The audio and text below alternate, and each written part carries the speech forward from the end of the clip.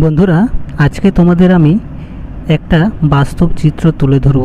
আসলে আমরা যারা গরিব হয়েছি তাদের সারা জীবন কষ্ট করেই যেতে হয়। জীবনের জন্ম থেকে শুরু করে মৃত্যুর পর্যন্ত তাদের অনেক কষ্ট করে লড়াই করে তাদের দিন যাপন করতে হয়। এই যে বন্ধুরা দেখতে পাচ্ছ, এই মানুষগুলো আজকে হয়তো বাড়ির কোনো আত্মীয় স্বজন হাসপাতালে ভর্তি রয়েছে, আর এরা বাইরে খোলা আকাশের নিচে মশারি টানিয়ে শুধু একটু শান্তিতে ঘুমানোর জন্য তারা পাট হয়ে এখানে শুয়ে রয়েছে। আসলে যারা গরিব মানুষ তাদের এভাবেই সংগ্রাম করে চলতে হয়। এই চিত্রগুলো খুবই বেদনাদায়ক।